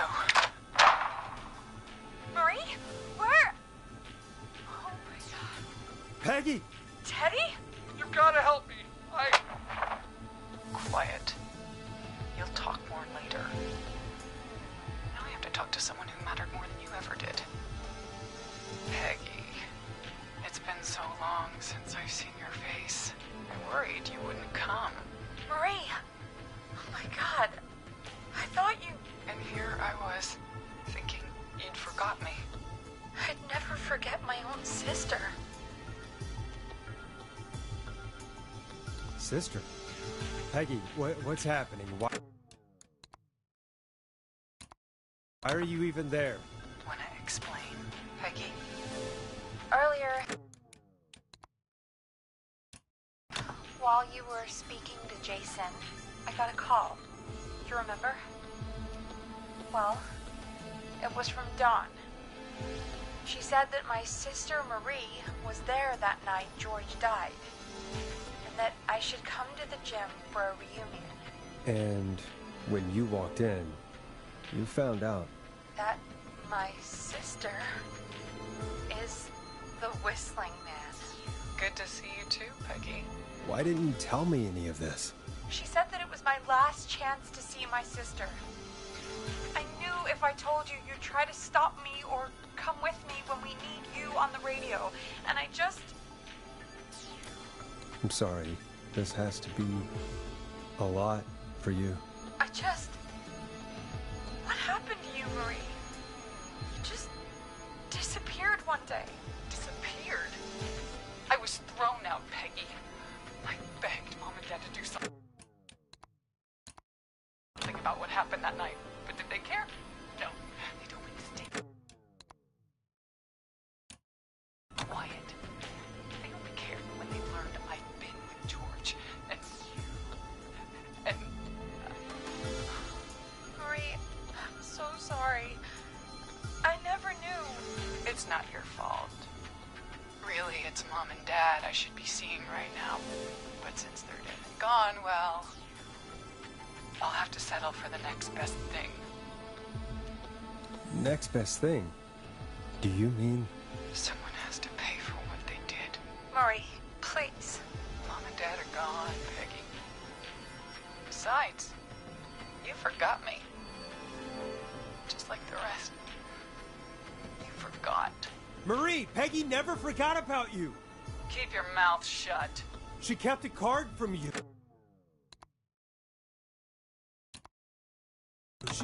She kept it here on her desk.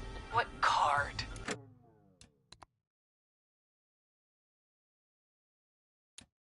The card you made me. I don't think I got the speedrun trophy. I'm not sure though.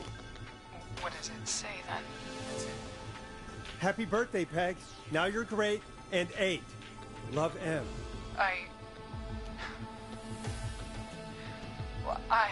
Henderson police! Freeze! No! Henry! Get out of there! Peggy! We have 2 wounded, and we're in pursuit of the suspect. Henderson police! Freeze!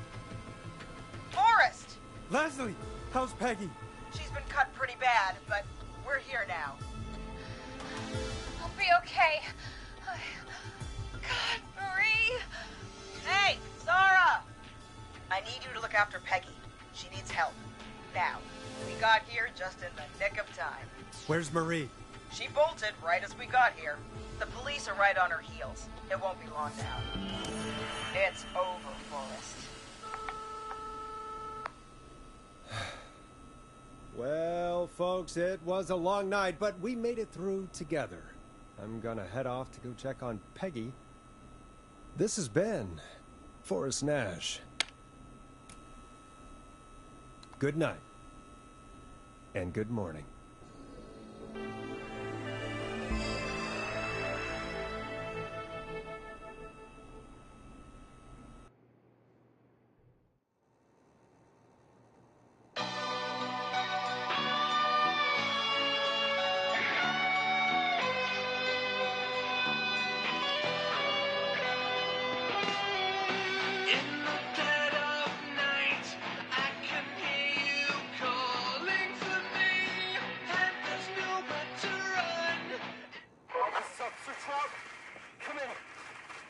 Suspect is in custody. Trail the other suspect into the nearby woods. And you won't let me go. Oh no.